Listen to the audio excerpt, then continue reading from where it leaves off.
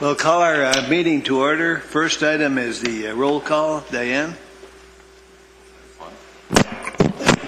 Mayor Skoog. Present. Vice Mayor Nye is absent this evening, as is Councilmember Mallory. Councilmember Anderson. Here. Councilmember Whiting. Here. Councilmember Marshall. Here. And Councilmember Grossman. I'm here too. We have a quorum, Mayor. Good.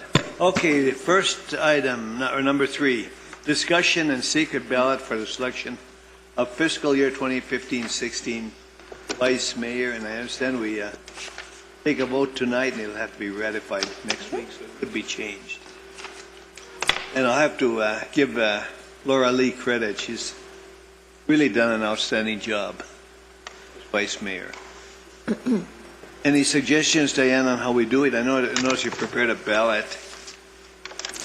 I have, Mayor. Larry, did you want to say anything before we distribute a ballot? Or?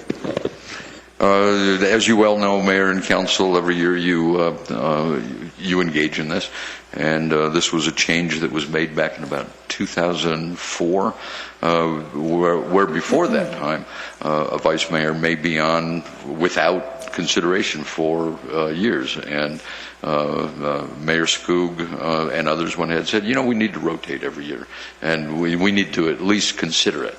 And so there was a system put in place where every year before the end of the fiscal year that you would end up voting for a vice mayor. And so to that end, tonight Diane is prepared to go ahead and pass out ballots as we have done in the past, if that's the way that you would like us to proceed. And that next Thursday you would ratify tonight's vote, and that would also give the couple of council people that are not here an opportunity to weigh in on it as well. So with that, I see Diane is passing out paper ballots. Is there any discussion? Anyone want to discuss it? Or just take and turn in your suggested vote?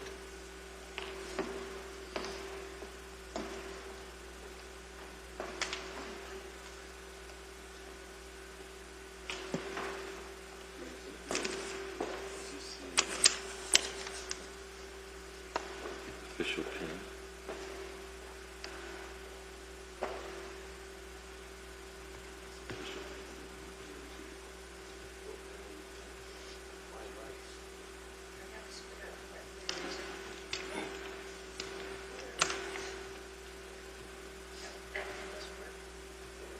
These official pins are really awful.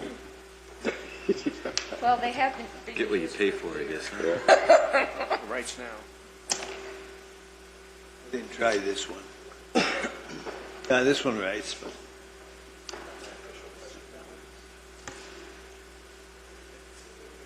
Brother.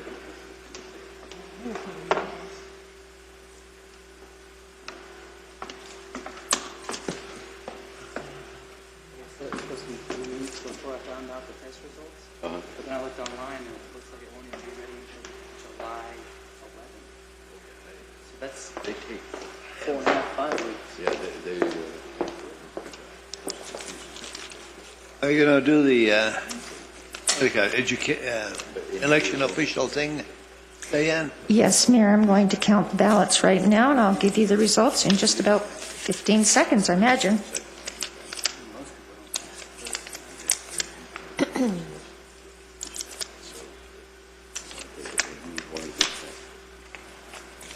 You want me to open it for you? Or can you hand it?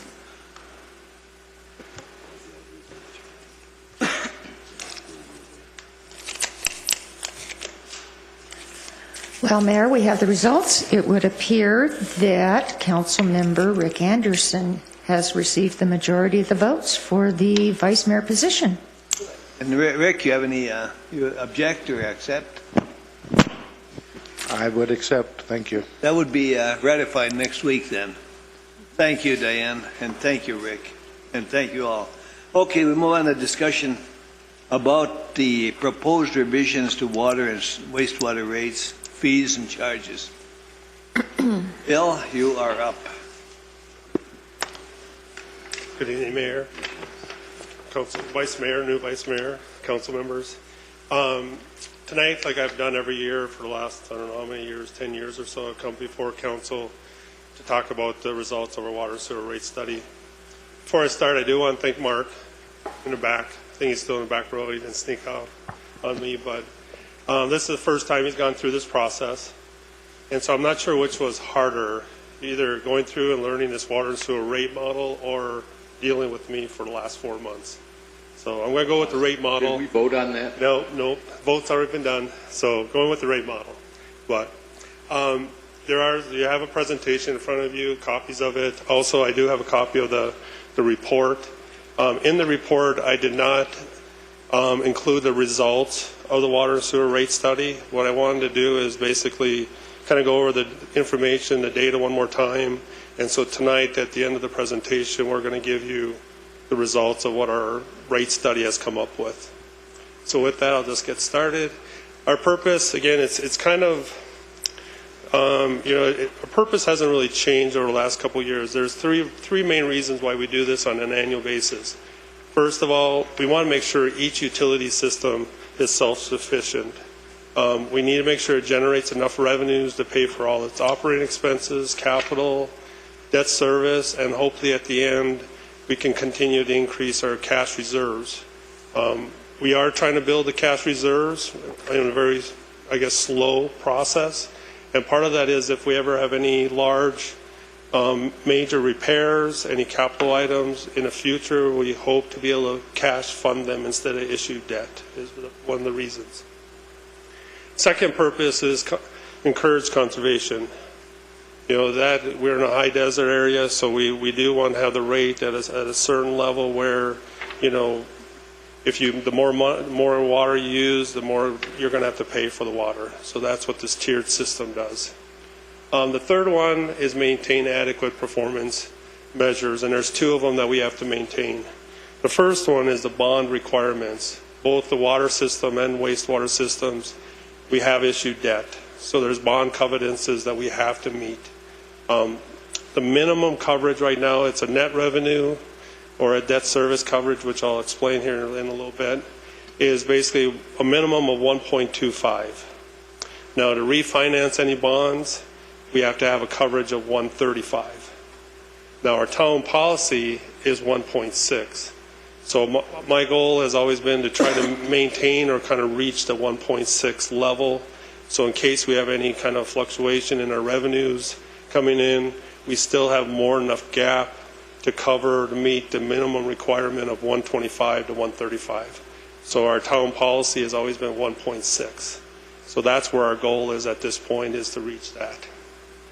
The other one is a 90-day cash policy, or cash reserves. And as you'll see, and I have the results, you'll see that we far exceed the 90 days, so that's definitely not an issue. Here are the main factors that we've taken into consideration when we come up with calculating a utility rate. And I'll go through consumption volume, or it's what we look, it's a gallons billed. How many gallons are we billing on a monthly basis for 12 months? The number of customers we have, it's very important. If we have a growing customer base, then that's also going to lead into more connection fees being collected, and all that is used to calculate our net revenues. Annual utility budget, which since we're going to be adopting a budget next year or next week for next year, we basically incorporate that budget into our utility rate study. And we primarily focus on the operating component, not capital.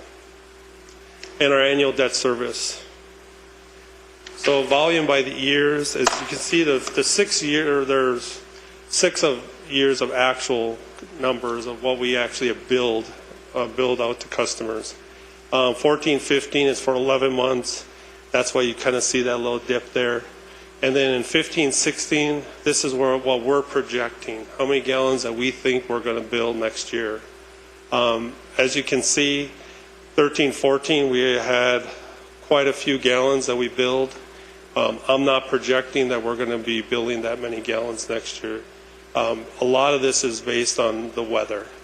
If we think we're going to have a very dry summer or our fall, we could have a year like 13-14. If it's a very kind of a wet spring or wet summer, we can have years like 10, 11 where the number of gallons billed goes down dramatically. And so what we have to do is come up with our best guess at this point of what we think we're going to bill next year. And so that's what that represents. The sewer doesn't fluctuate as much because of the fact that we have a winter average built into it. So there's always that fixed amount for the most part that we're going to collect for sewer, whereas water can just go up and down, and depending on how many people come up for the summer months and things like that. So this is what our best guess is for next year. And as a note of explanation, years ago we came up with a method that is used by many cities and towns, because you don't meter wastewater. Okay, that doesn't work. It just doesn't work.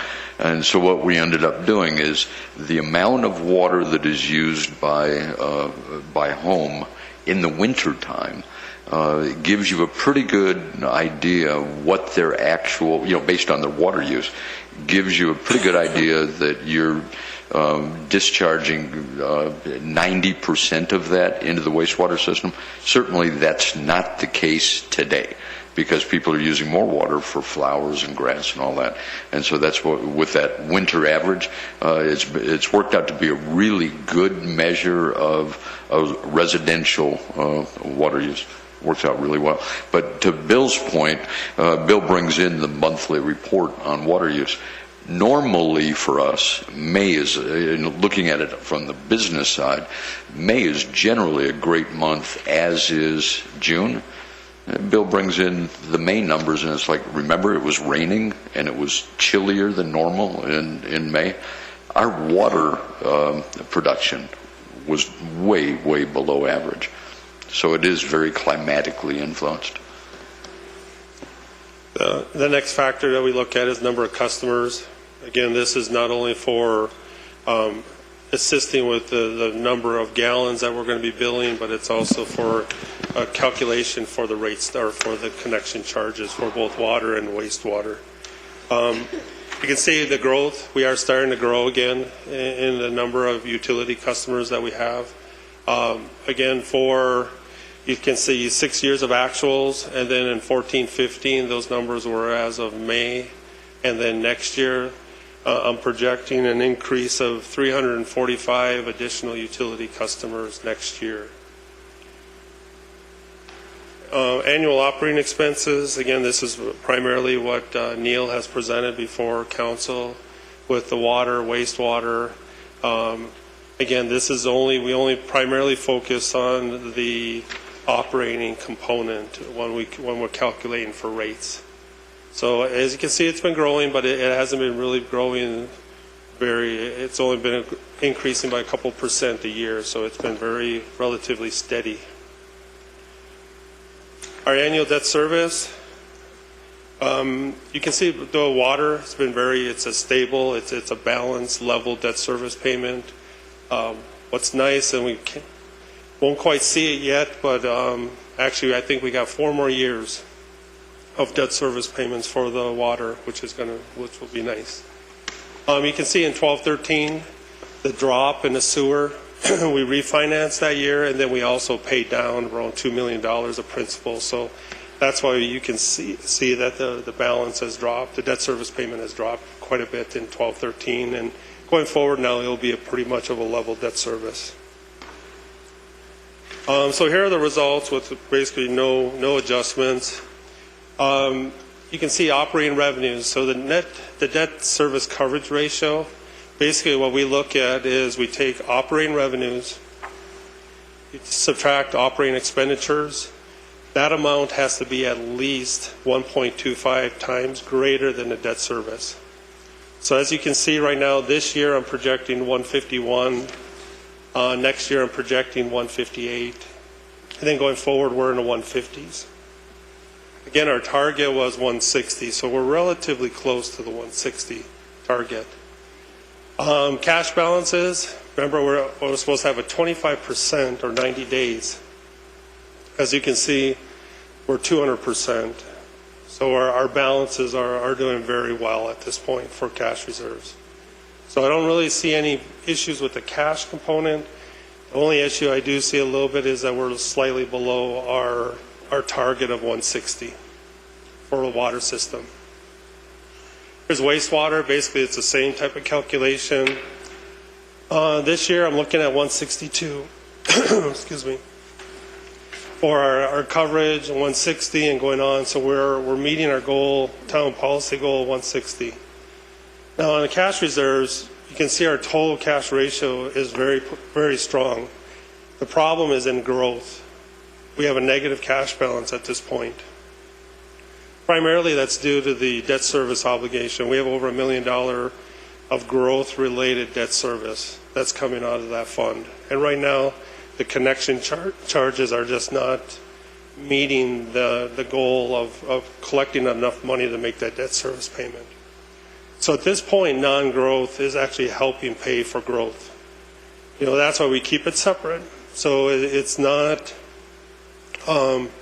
like we're loaning the money or anything. We are showing it as a negative cash.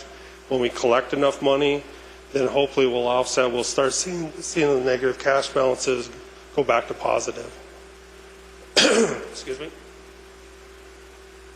So here's the results. Our assumptions, we're looking at 19,500 customers. Gallons billed, we're a little over 1.5 billion gallons is what we're going to be billing next year. Annual operating budget of a little over $5 million. Our annual debt service of 1.8, a little over 1.8 million. And in order to maintain our coverage, we need to generate at least $7.3 million in user fees. So when we put all that information into our rate study, our model, basically the results. Basically the fixed charges do not change. But the system did calculate a 2% increase in our rates. So it's 6 cents at this point. 6 cents in the first tier, 7 cents in tier 2 or block 2, and then 9 cents in block 3. So it's relatively modest. We haven't had an increase actually in utility rates or water rates since 2010, actually. So, and then this is for most of our customers. The low is, actually it's 8,000 gallons. They'll see a 48 cents increase in their budget. Excuse me. Don't get all choked up. Yeah, that'll show up. Sorry about that. So as you can see, even if a customer uses over 40,000 gallons, they're going to see a $3 increase or a 1.8% increase in their water bill. Relatively minor. We did the same thing for sewer. 16,600 customers, 840 million gallons we're going to be billing, budget of around $3 million, annual debt service of $1.6 million. So we need to collect user fees. We need to generate about $4.9 million in user fees. So again, in a rate model, basically it comes out that we do not need an increase in utility rates for sewer. So at this point, the rates for sewer are sufficient to meet our previous goal of $4.9 million. So with that, I'll answer any questions. Questions, anyone? Rick? No? Just a couple of things. You talked about the cash reserves. Now, is that money specifically for water-related repairs or issues? Yes. That money's not to be used for anything the else. growth, go back to it. The non-growth would be any type of repairs, normal maintenance. Then the growth would be any capital-related, any growth-related capital expenditures. So that's what that, but yeah, that money is specifically just for ongoing maintenance or any type of major repairs. Okay, so we're looking ahead so that we don't have to come back and surprise everybody with a great big need. That's what the goal is, yes, sir. Good. Thank you. Other questions, anyone? Comments? As long as we can keep up with the system as it ages and give good service to our customers. That's what we hope for. Any other comments, anyone? The mayor, I'll probably be bringing it forward for a notice of intent, probably sometime in July or beginning of August, for a formal action to increase the water rates, if with your approval. Sometime in July or August? Yes, end of July, beginning of August. Is that okay with everyone? I think that's a work, Bill. Okay, Appreciate it. Good thank you job. very much. Okay. Well, one final matter everybody hates, and that's to adjourn. Meeting is adjourned.